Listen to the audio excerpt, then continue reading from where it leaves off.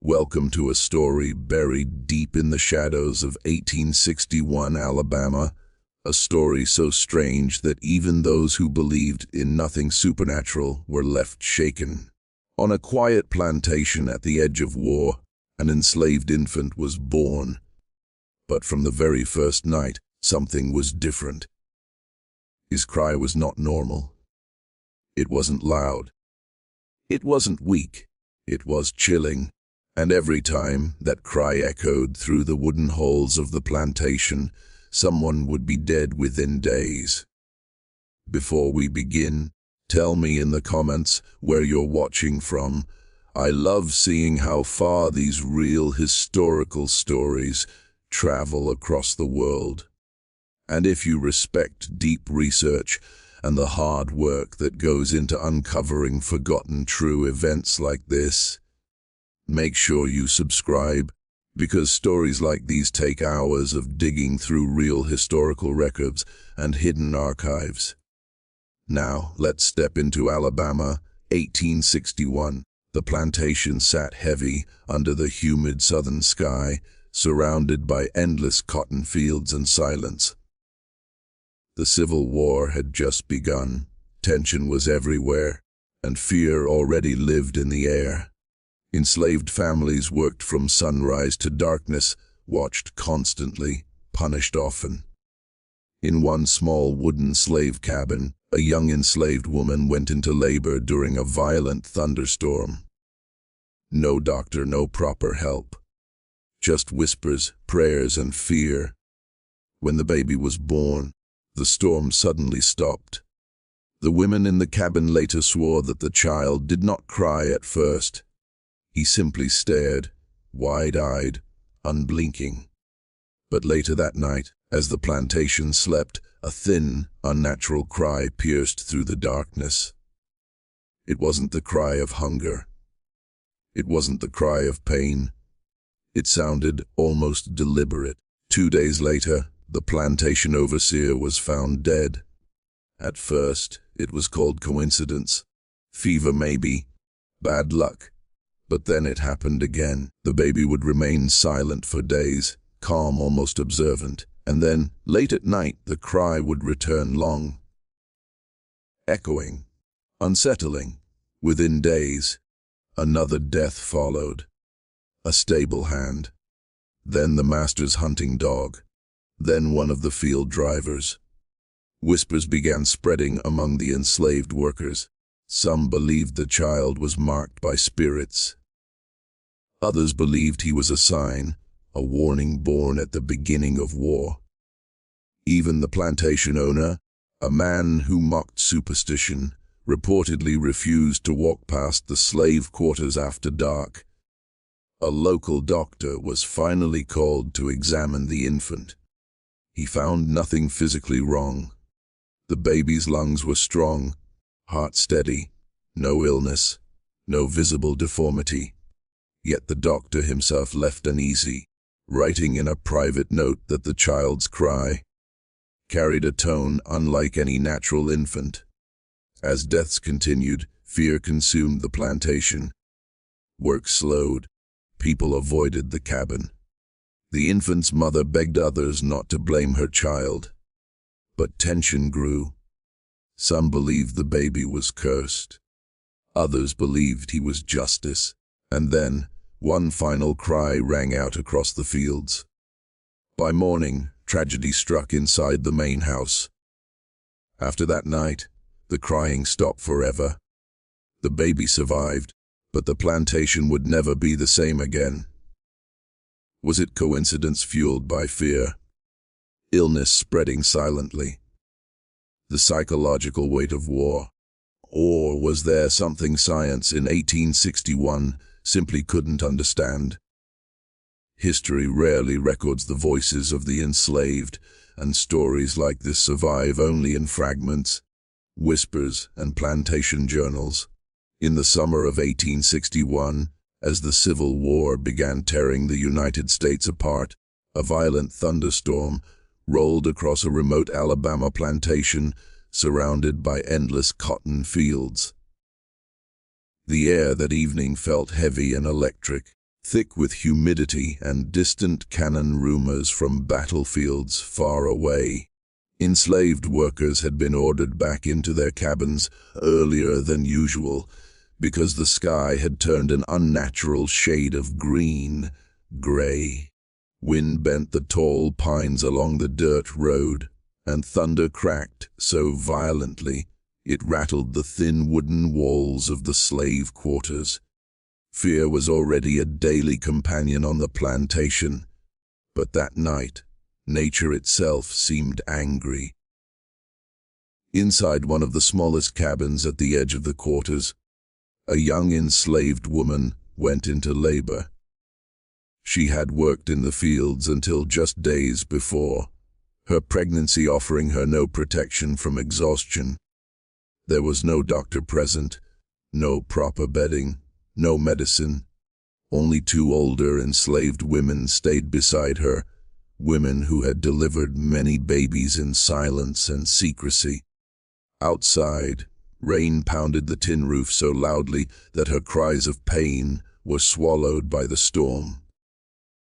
Lightning flashed through the cracks in the wood, illuminating the single-room cabin in sharp, white bursts. The plantation's main house stood at a distance, its windows glowing faintly with candlelight. The enslavers inside were aware that a birth was happening, but it held little importance to them. Births among the enslaved were seen not as family milestones, but as additions to labor property. The storm, however, unsettled even the master's household. Servants later whispered that the horses in the stable were restless, stumping and snorting as if sensing something beyond thunder. As the labor intensified, something strange reportedly occurred. Just as the child was about to be born, the thunder reached a deafening roar, and then, abruptly, it stopped. Not faded, not drifted away, stopped. The rain slowed to a light patter within seconds. The wind that had been howling through the trees fell into sudden stillness. One of the midwives would later claim the silence felt unnatural, as though the world itself had paused. The baby entered the world in that eerie quiet. For several long moments he did not cry. He simply lay there, eyes open, breathing softly. The women exchanged nervous glances. In their experience, newborns cried immediately, loudly, instinctively. But this child only stared, his gaze unusually focused for a newborn. Outside the cabin, the plantation seemed frozen. No thunder, no wind. Just a thick, pressing silence over the land. Minutes passed before the storm cautiously returned, but never with the same intensity. The rain resumed, softer now, almost distant. The midwives finally coaxed a faint sound from the infant, but it was weak and brief. They wrapped him tightly and handed him to his exhausted mother, who clutched him protectively despite her fear. She whispered prayers under her breath, unsure whether to feel relief or dread. By morning, word had quietly spread among the enslaved quarters about the strange timing of the storm and the silent birth. Some dismissed it as coincidence. Alabama weather was unpredictable. Others were not so certain. In a time already overshadowed by war, uncertainty, and suffering, the unusual calm that followed such a violent storm felt like an omen. And though no one could yet explain why, many would later look back on that night in 1861 and say that something changed on the plantation the moment that child was born. The moment the child entered the world, those inside the cabin expected the storm to continue raging as it had all night. Thunder had been shaking the ground for hours, lightning splitting the sky so brightly it felt like daytime. But instead of another crash of thunder, there was nothing. The silence did not arrive gradually. It fell suddenly, like a heavy curtain dropping over the land. The rain that had been hammering the roof slowed within seconds, then softened into a faint drizzle. The wind that had bent trees and howled through the cracks of the cabin walls simply stopped. One of the older women assisting with the birth later described the quiet as too deep. On plantations, even in the dead of night, there were always sounds: insects humming, leaves rustling, distant animals moving. But in that moment, the world outside seemed completely still.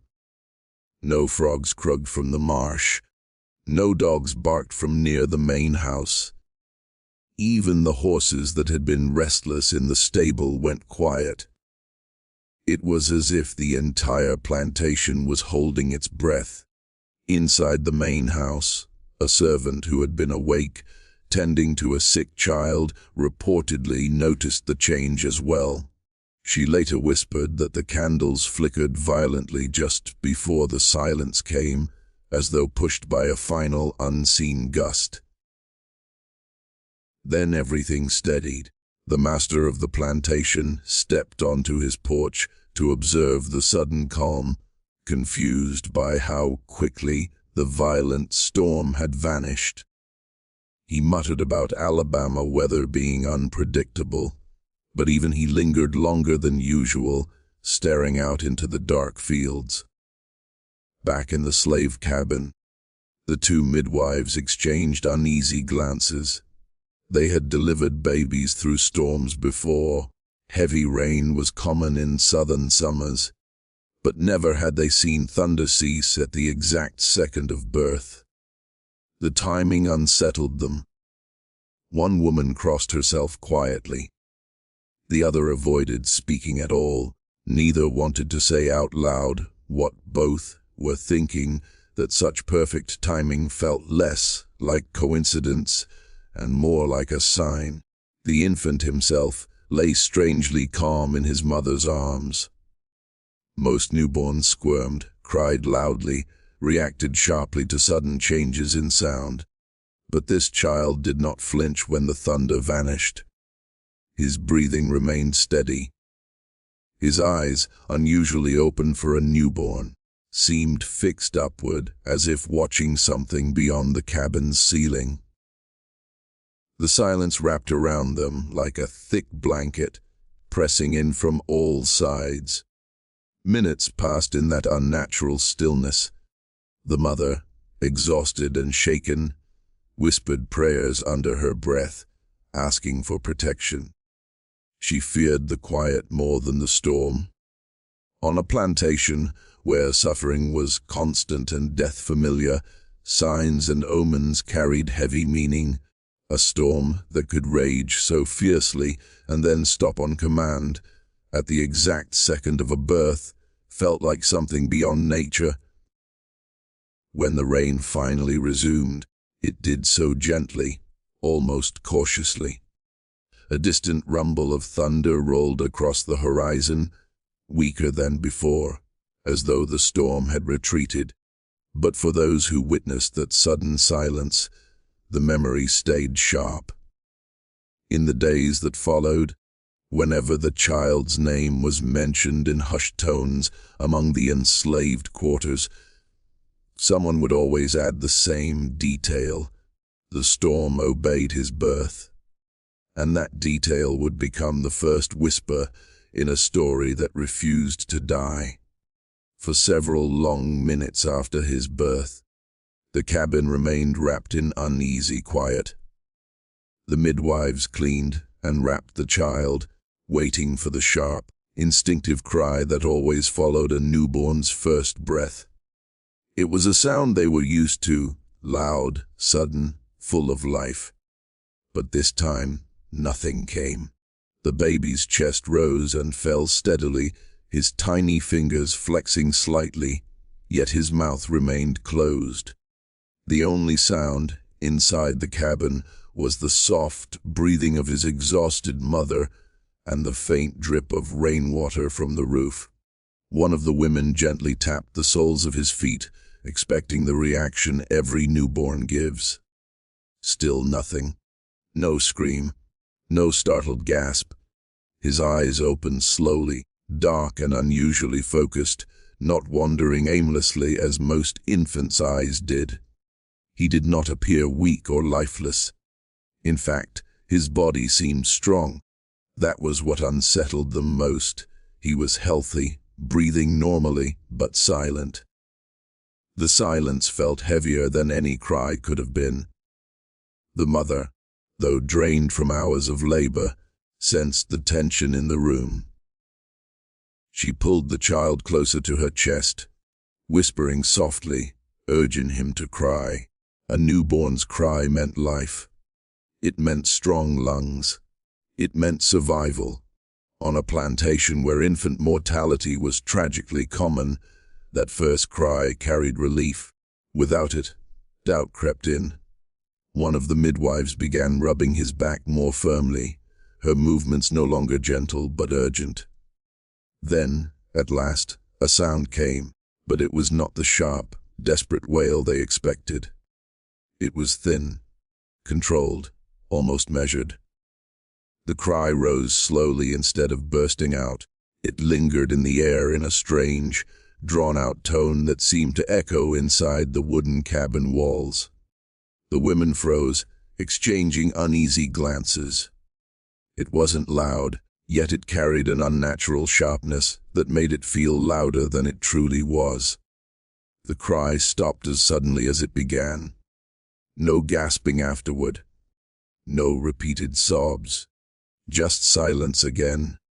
The baby's face relaxed, his expression calm, almost blank. The midwives had delivered dozens of children between them, but neither could remember a newborn crying in such a deliberate way. It didn't feel like hunger or discomfort. It felt purposeful, though none dared say that word aloud. Outside the cabin, a dog that had been barking near the slave quarters suddenly whimpered and retreated. One of the women noticed the reaction through the open crack of the door. She felt a chill despite the humid Alabama air. The sound had not been powerful, yet it carried something unsettling in its tone, something that lingered even after it faded. The night continued. The infant remained unusually quiet. No restless movements. No repeated cries for warmth or feeding. Just long stretches of stillness, broken only by steady breathing. The mother eventually drifted into exhausted sleep, but the two older women stayed awake longer than usual, watching him carefully. Neither could explain why, but both felt the same thought forming silently between them, that the child's first cry had not sounded like a beginning. It had sounded like a warning. 2 days after the birth, life on the plantation tried to return to its usual rhythm. The storm had passed, the fields were drying, and the enslaved workers were sent back to picking cotton under the watchful eyes of the overseer. He was a hard, disciplined man known for his strict control and sudden punishments. Fear followed him wherever he walked. To him, rumors about storms and strange newborn cries were nothing but foolish superstition. He reportedly mocked the whispers spreading through the quarters, warning that anyone caught spreading ghost stories would be whipped. On the second evening after the child's birth, the overseer was seen riding along the edge of the fields, inspecting fences before sunset. Witnesses later said he appeared perfectly healthy, loud, commanding, and impatient as always. He returned to his small quarters near the barn just before dark. Nothing about his behavior suggested illness or weakness. In fact, one stable hand later recalled that the man had been in unusually high spirits, boasting about war news he had heard from town. That night, sometime past midnight, a thin cry echoed faintly from the slave cabins. Only a few heard it clearly, as many were asleep after exhausting labor, but those who did hear it claimed it was the same strange, drawn-out sound as before, not loud, not frantic, but sharp enough to cut through dreams. It lasted only seconds before fading back into silence. Some turned over in their beds uneasily. Others lay awake, staring into the darkness. By morning, the plantation was in chaos. The overseer was found lying just outside his quarters near the barn door. His body was stiff, his face frozen in an expression witnesses described as shock rather than pain. There were no signs of struggle, no visible wounds, no blood. His horse stood nearby, restless but unharmed. At first glance, it appeared as though he had simply stepped outside and collapsed. The plantation owner ordered an immediate examination. A local physician was summoned from town. The doctor concluded it may have been sudden fever, heart failure, or perhaps a stroke, conditions not uncommon in the humid southern climate. But those who saw the body whispered that he did not look like a man who had died peacefully. His eyes were slightly open, fixed upward, as if he had seen something in the dark before falling. Among the enslaved workers, fear spread quietly but quickly. Many had heard the babies cry the night before. The timing felt too exact to ignore.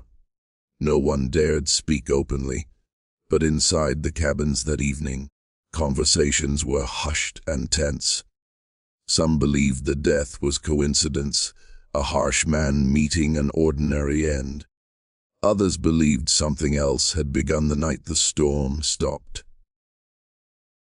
The overseer's death marked the first unexplained tragedy following the infant's birth. Whether by illness or fate, his sudden passing planted a seed of fear deep within the plantation. From that day forward, every unusual sound, every illness, every shadow after sunset was measured against one memory: the thin, unnatural cry that had echoed through the darkness only hours before he was found dead. After the overseer's sudden death, the plantation tried to steady itself, but something invisible had shifted. Work resumed. Orders were still shouted across the fields, and the rhythm of forced labor continued as it always had. Yet beneath the surface, unease lingered. People listened more carefully at night. Conversations in the slave quarters became shorter, quieter. Every sound after dark seemed sharper than before. 3 nights after the overseer was buried, the infant's cry returned. It began softly, just past midnight, when the plantation lay wrapped in humid darkness. The cry stretched thin through the air, not loud enough to wake everyone, but distinct enough for those already restless to hear it clearly. It lasted longer this time, rising and falling in an uneven rhythm that made the hair on the back of the neck stand. Then, just as before, it stopped abruptly. The next morning, a stable hand was found dead near the livestock pens. He had been young and strong, known for working long hours without complaint. There were no visible injuries, no signs of struggle. Some said he had complained of dizziness the day before, but nothing serious. The doctor from town was not called immediately this time. Instead, the plantation owner dismissed it as fever or exhaustion from the heat. Still, the timing was impossible to ignore for those who had heard the cry. Whispers began forming into patterns. The enslaved workers quietly counted the days between the infant's cries. Silence for a while, then the sound in the night, and then death. The baby himself remained calm during daylight hours, rarely crying like a normal infant. His mother kept to herself, sensing the growing distance between her and others in the quarters. Some avoided looking directly at the child. Others stared too long. A week later, it happened again. The cry pierced the night longer, almost strained, echoing faintly toward the main house. Even a servant sleeping near the kitchen hearth reported hearing it. The following afternoon, the plantation's prized hunting dog, a powerful animal that rarely fell ill, was found lifeless beside the front porch. The animal had shown no previous signs of sickness. Its sudden death disturbed the master more deeply than the loss of a worker. Now the pattern was undeniable to many. Each cry seemed to mark something. Some believed the infant carried a curse. Others believed the deaths were not caused by the child, but foretold by him. Fear sharpened people's senses. A cough in the night became an omen. A creaking floorboard became a warning. The plantation, once controlled by strict routine and fear of authority, was now quietly controlled by fear of the unknown. The baby remained alive and physically healthy through it all. His breathing steady, his gaze strangely aware, and each time the thin cry rose into the Alabama night, hearts pounded with the same silent question, who would it be next? As the pattern of cry and death became harder to dismiss, fear began spreading through the enslaved quarters like a slow, burning fire. No one spoke loudly about it during daylight hours, especially within earshot of the overseers or house servants loyal to the master. But inside the cabins at night, when lanterns were dim and doors were closed, whispers moved from one family to another. The infant was no longer just a newborn, he had become a presence. Mothers pulled their children closer after sunset. Some quietly placed small charms near their doorways, bits of cloth, carved wood, or whispered prayers passed down through generations. In a world where enslaved people were stripped of control over their own lives, spiritual belief was one of the few protections they felt they still possessed.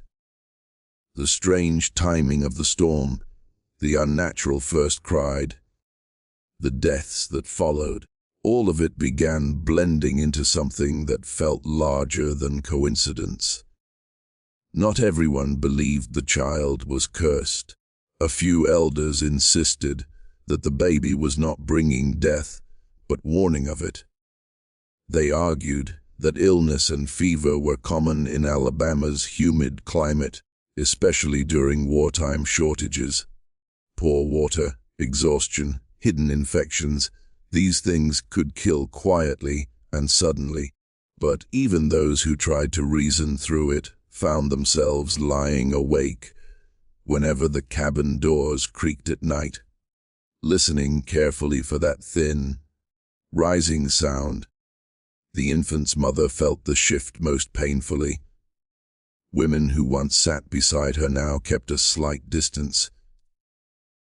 Conversation stopped when she approached. She sensed both fear and pity in their eyes. She wrapped her baby tighter, rarely stepping outside unless necessary.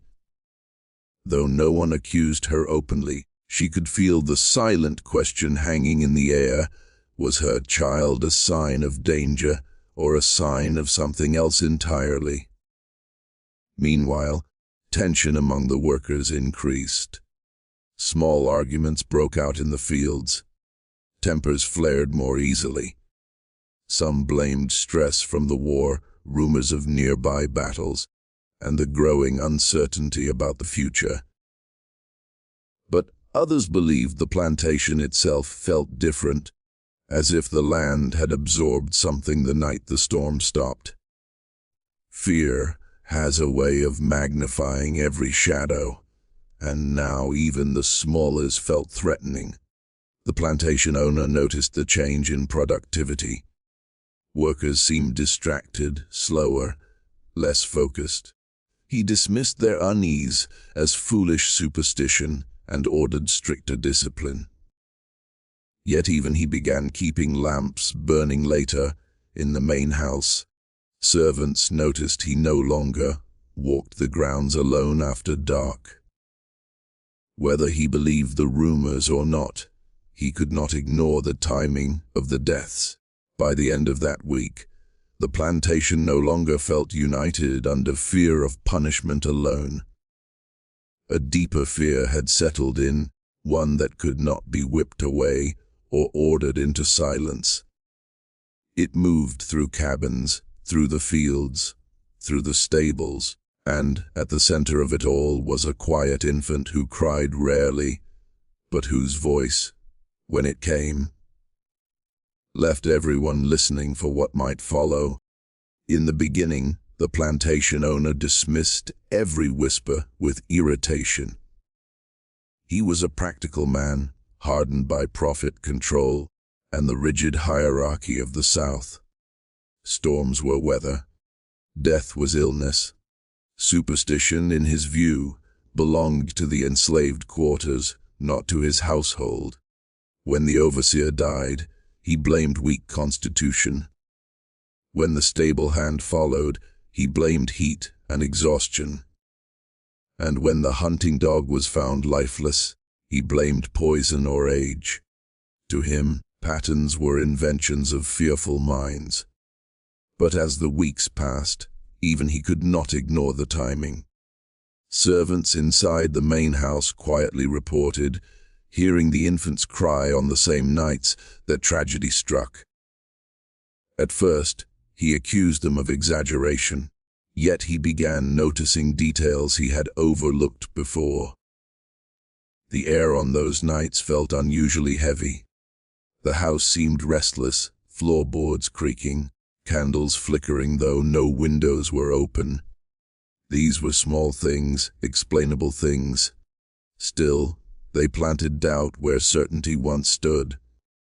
One evening, after another faint cry drifted across the fields, he stepped onto the porch long after midnight. He told himself he was checking on the livestock, ensuring security during wartime uncertainty. But he remained there longer than necessary, staring toward the distant slave cabins. The moonlight revealed nothing unusual. No movement, no figures in the dark. Yet the silence felt charged, almost waiting. The following morning brought another sudden illness within his household staff, not death this time, but violent fever. Though the person survived, the incident unsettled him more than he admitted. For the first time, the strange occurrences had touched the main house directly. He ordered the doctor to return and examine not just the sick servant, but the infant as well. He insisted it was to calm the growing hysteria, but privately, he wanted reassurance. The doctor found nothing medically alarming in the child. Strong lungs, steady heartbeat, no visible abnormalities. The owner listened carefully, searching for any scientific explanation that could quiet his doubts. But the doctor's hesitation, subtle, brief, did not go unnoticed. When asked directly whether the child was normal, the doctor replied only that he had never heard an infant cry quite like that. After that, the owner's routines began to change. He no longer rode alone at night to inspect the fields. He instructed lanterns to remain lit in the hallway outside his bedroom. He grew short-tempered when the subject of the baby arose, shutting down conversation immediately. Yet avoidance is often a form of fear. The more he tried to silence discussion, the more aware he became of every distant sound after dark. By the end of the month, skepticism had given way to unease. He would never admit belief in curses or omens. But he could not deny that something about the plantation felt different since the storm and the birth. Control had always been his greatest weapon, control over land, labor, and order. Now, for the first time, there was something on his property he could not command, could not discipline, could not explain. And that loss of certainty disturbed him more deeply than any rumor ever could. The local doctor arrived at the plantation a few days after the series of deaths, summoned reluctantly by the owner under pressure from the escalating situation.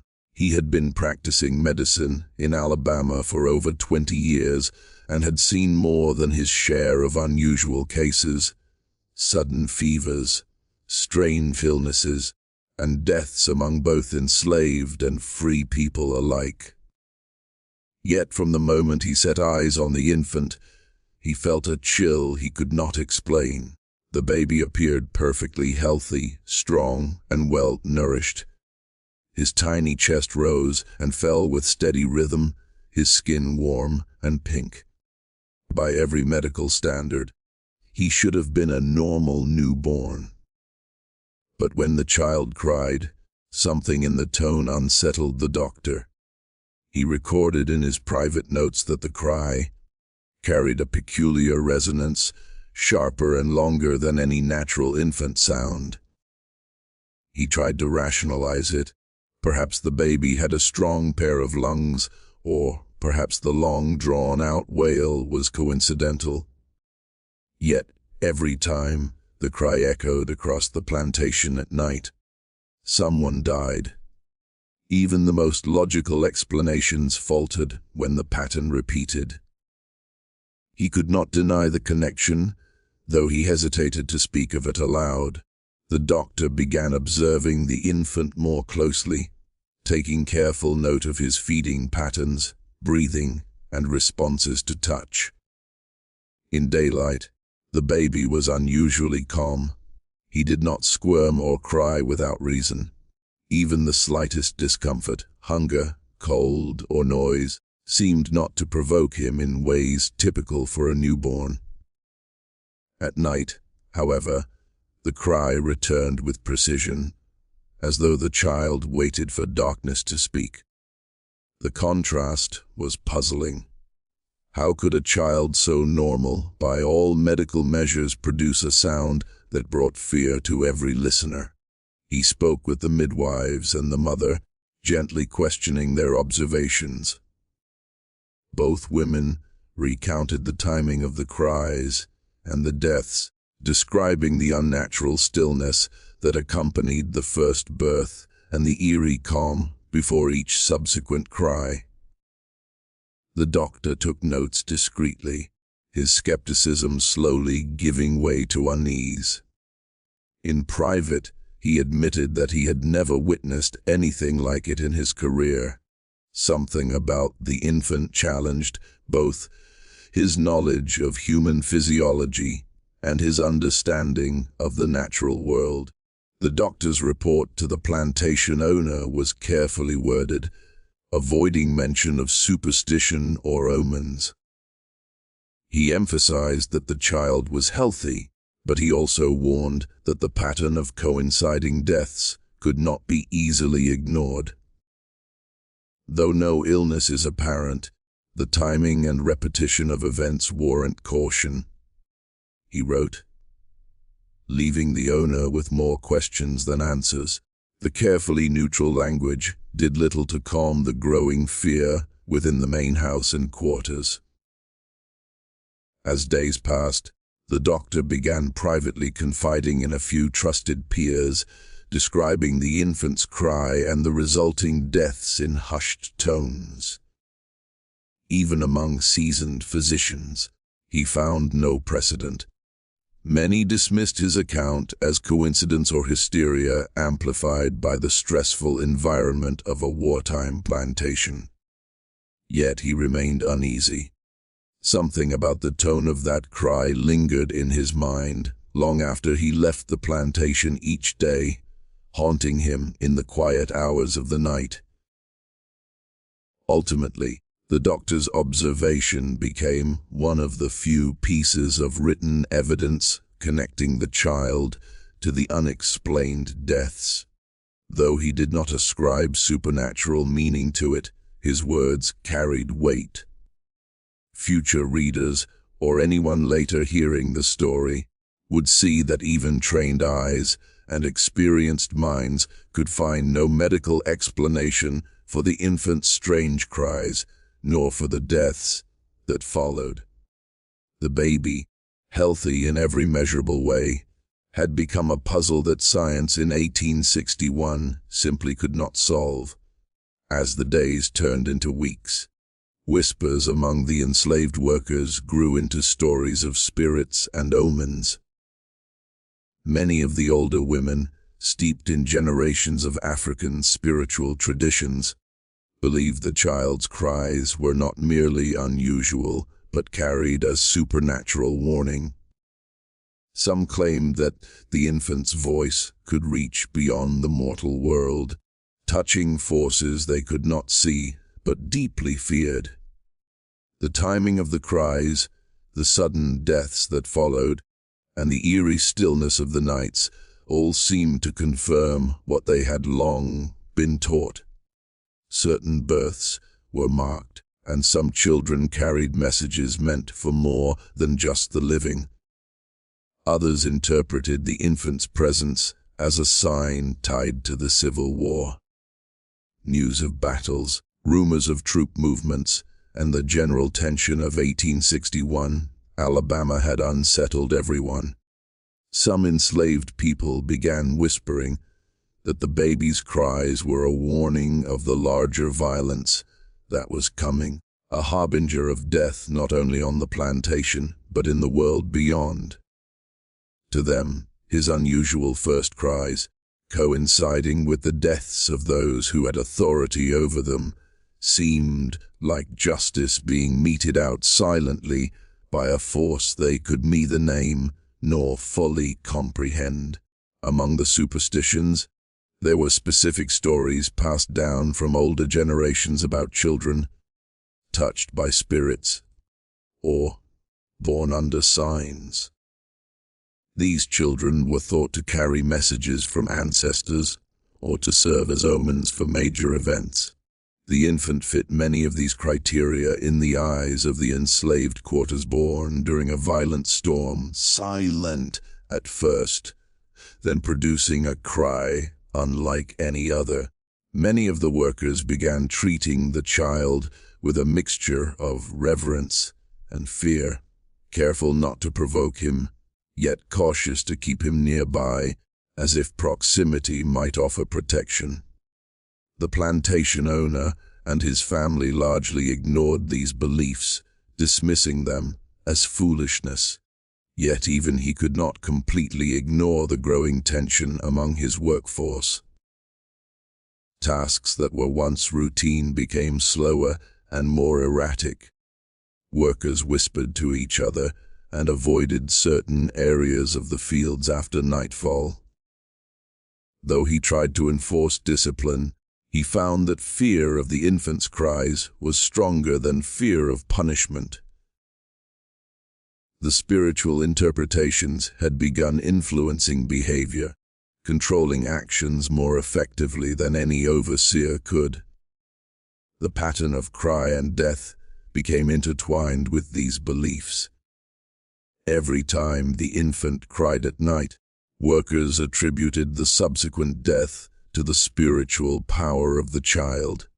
Even small illnesses or accidents were seen as linked to the infant, reinforcing the idea that his presence was a warning or judgment. The fear became self-perpetuating. The more people believed in the supernatural connection, the more attentive and anxious they were, making them notice coincidences and anomalies that might otherwise have gone unremarked. Some of the enslaved people attempted small rituals to appease the forces they believed were at work. A few left offerings of food near the child's cabin, whispered prayers, or recited protective chants. Others refused to approach the infant directly, believing that touching him or holding him might bring misfortune. The mix of fear and reverence created a tense, almost sacred atmosphere around the newborn, whose ordinary medical health seemed irrelevant in comparison to the extraordinary fear he inspired. By the end of the month, the idea that the infant's cries were spiritually significant had solidified in the quarters. Stories of ancestors, spirits, and omens spread quietly, but persistently. Even those initially skeptical found themselves pausing at night, listening for the faint cries that seemed to bridge the gap between the mortal world and something far older, far more powerful. To the enslaved, the child had become a living symbol, a warning, a presence, and a reminder that some forces could not be controlled by humans, no matter how hard they tried. As the strange pattern continued, the tension on the plantation began to spread beyond whispers into open unease. Workers moved more cautiously through the fields, glancing toward the slave cabins where the infant lived. Even those who had previously dismissed superstition felt the weight of anticipation whenever night fell. The plantation, once a place of rigid routines dictated by orders and labor schedules, now seemed to operate under an invisible force. Fear had replaced authority, and the cries of the infant had become the new measure of control. Every night, when darkness enveloped the land, people listened intently for the thin, deliberate cry. It had become more than a sound, it was a signal. Fields were worked faster in the day in hope of finishing before nightfall. Doors were shut tightly, fires kept burning longer. Families huddled together, fearing what might follow the next cry. Even animals seemed affected. Dogs whimpered, horses shifted nervously in their stalls, and the usual chorus of nighttime wildlife fell strangely silent. The air itself seemed heavy, charged with expectation.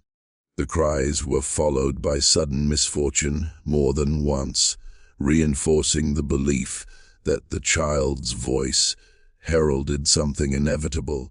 Accidents occurred in the fields. Workers fell ill with no warning. Those who previously doubted began quietly moving aside whenever the baby cried. They watched each other's faces for signs of fear or guilt, as though someone's actions or thoughts might trigger the next incident. The infant, seemingly unaware, became a focal point of collective anxiety, a living omen whose presence shaped behavior across the plantation. Even the master's household could not remain untouched. Servants reported hearing the cry faintly from their quarters. It seeped through the walls, carried by the night air, creating a sense of unease that even the family's authority could not dismiss. Though no deaths occurred directly within the main house, after the infant's birth, the atmosphere was tense. Candles flickered unusually, doors creaked in empty hallways, and every unexpected sound made the household members pause. The cries reminded them that no matter how controlled the plantation seemed, there were forces they could not command. The enslaved women caring for the baby grew increasingly protective, understanding that fear had altered the dynamics of daily life. They whispered prayers and cautions among themselves, teaching younger girls to respect both the child and the unseen consequences that seemed to follow his voice. The cabin where he slept became a place of simultaneous reverence and trepidation. It was both a sanctuary and a center of dread, a reminder of how unpredictable life had become since his birth. Workers also began to notice subtle patterns in timing and tone. The cries were never random.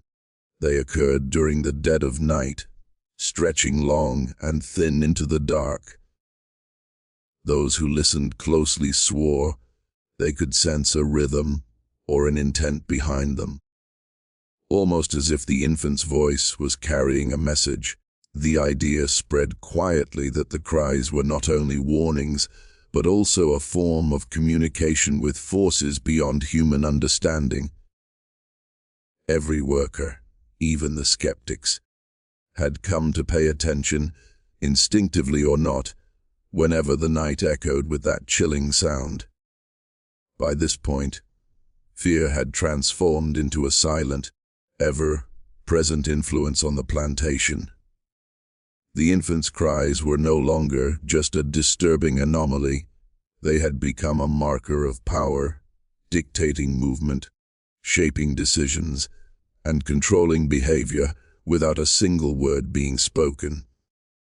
Even those in the master's house, who had once laughed at superstition, could not fully dismiss the weight of dread that descended with the night.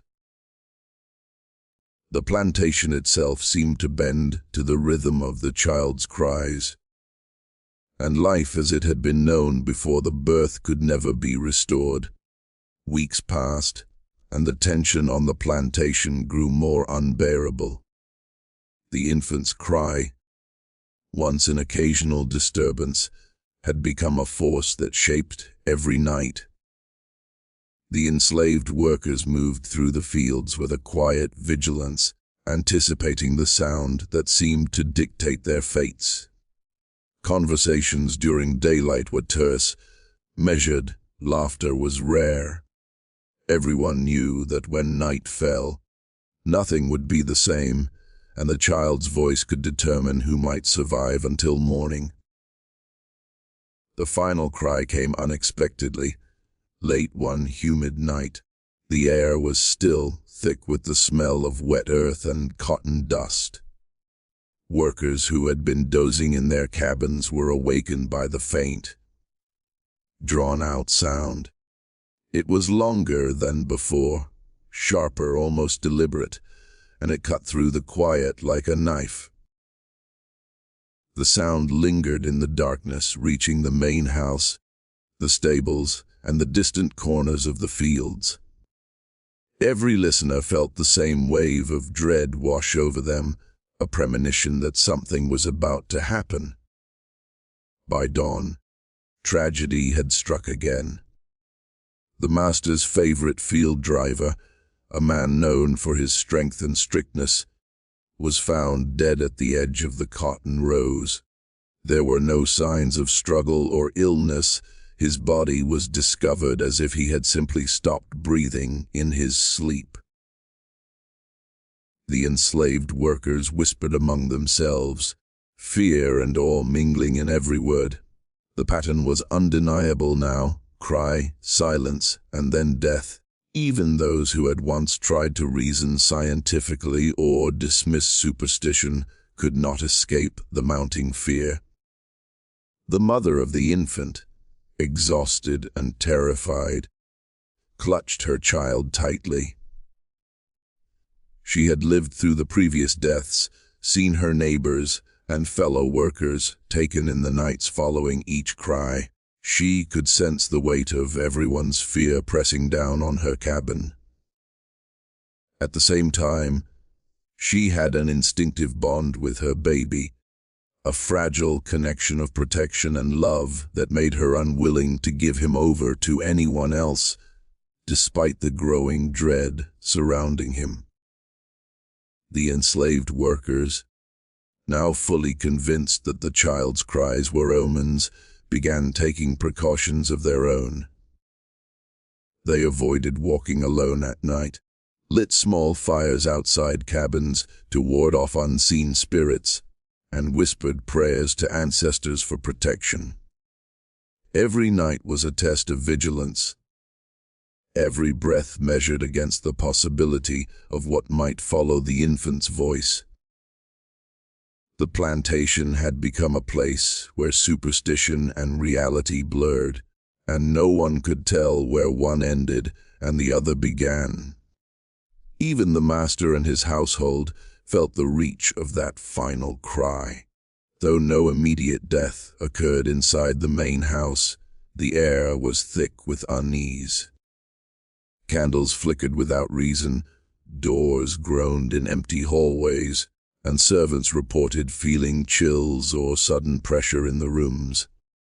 Authority and discipline, once absolute, no longer governed behavior. Instead, the pattern of the infant's cries and the deaths that followed had introduced a new, invisible order, one dictated by fear and anticipation rather than human control. By the time the morning light fully revealed the aftermath, the plantation had changed irrevocably. The final cry had marked the last of a series of events that instilled permanent fear. The baby survived, healthy and silent during daylight, yet his presence remained a powerful reminder of the unknown. Life could continue, but the echoes of that cry would linger in the memory of all who had heard it, shaping behavior, superstition, and caution for the remainder of their lives. The plantation, once ruled by discipline and labor, now bowed subtly to the influence of a child whose voice no one could explain. After the final cry, a tense stillness settled over the plantation. The pattern that had haunted the enslaved workers and the master's household seemed to have ended. But the fear it left behind was permanent. Even in the bright daylight, people moved cautiously, aware of the unseen force that had dictated nights of dread. The infant, now a few weeks old, remained healthy, his breathing steady, his eyes alert. Yet the memory of his cries and the deaths that followed lingered in every mind. The mother, exhausted from the past weeks, kept her child close at all times. She rarely left the cabin except to tend to urgent chores, and she spoke in hushed tones to anyone who approached.